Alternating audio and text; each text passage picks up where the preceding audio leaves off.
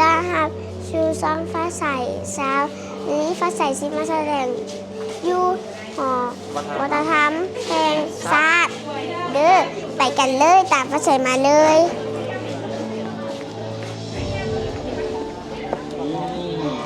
มาใส่ยางโอ้ยใหญ่เลยอย่าเขายางมาบนนังเขาเพราะว่าเขาเชื่ออะไรนึง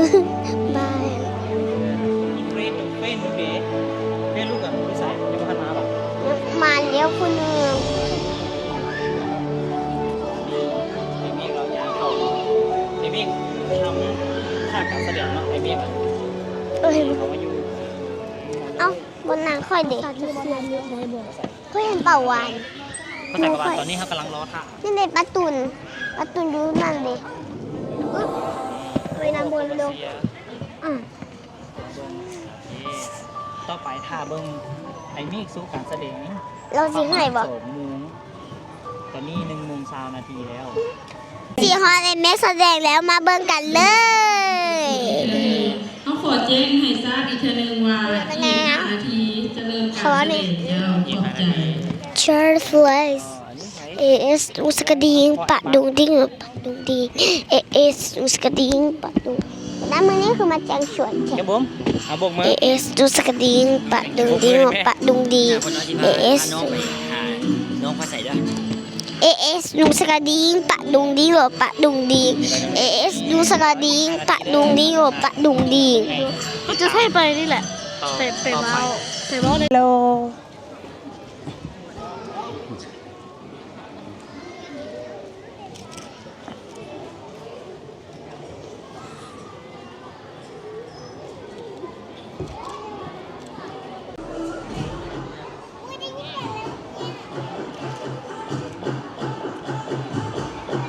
เต้นเต้น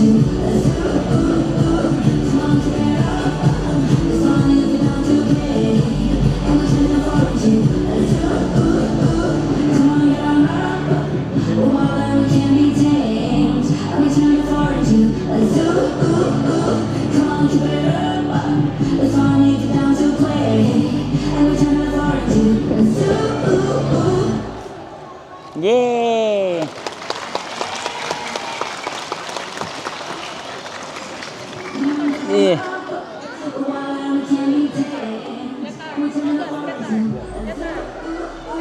เมกเก๊กลอง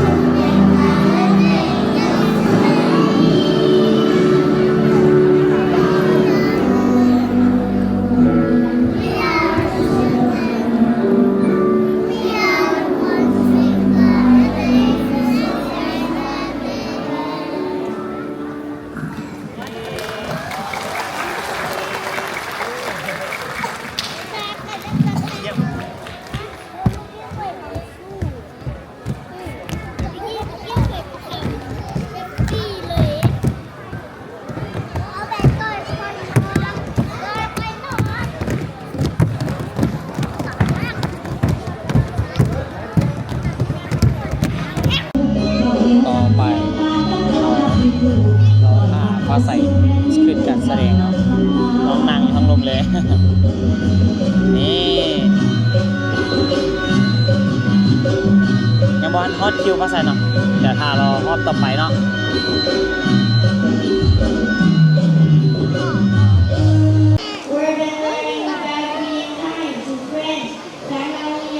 เห็นเอื้อยจะโบดิ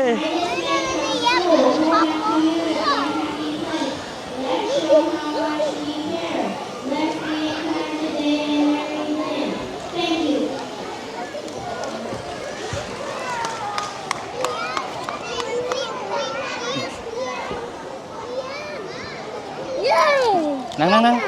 ไม่ใช่นั่งเฮ้ยเอาไว้ของอันนั้นโอเคจับไว้โอเค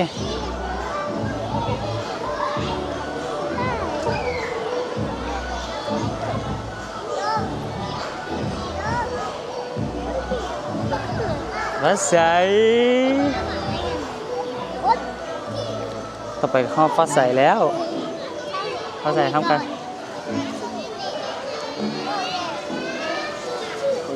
จ้าเลย1 2 3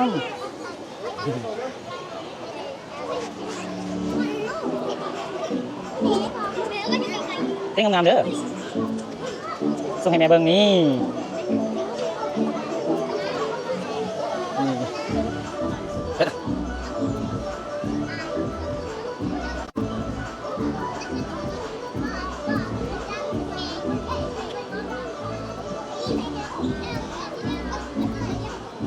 đấy nha này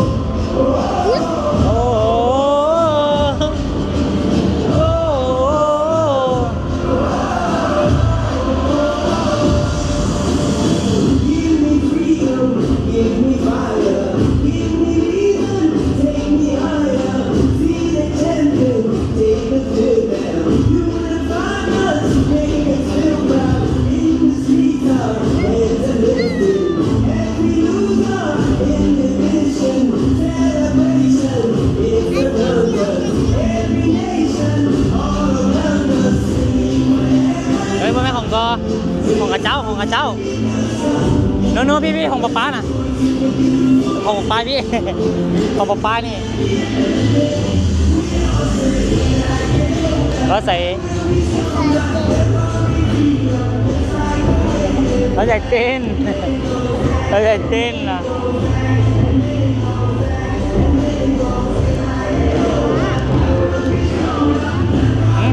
นั่น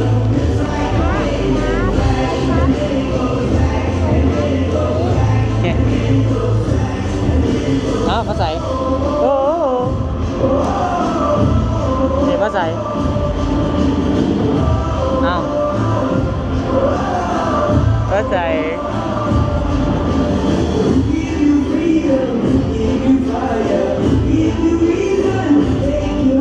no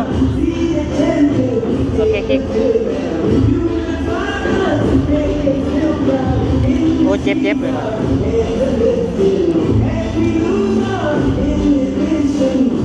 เพื่อนถ่ายเอ้ย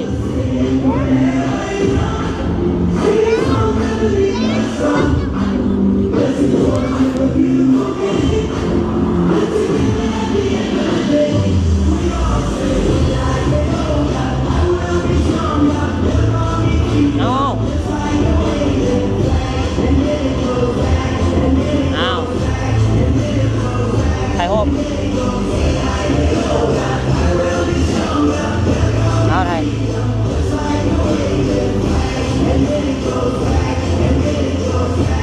โอเคได้รูปเลยเย่ถ่ายอีก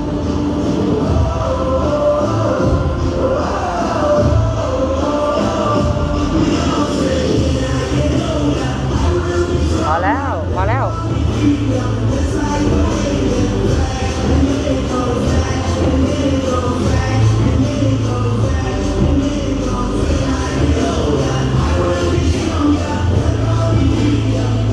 เดินลงมา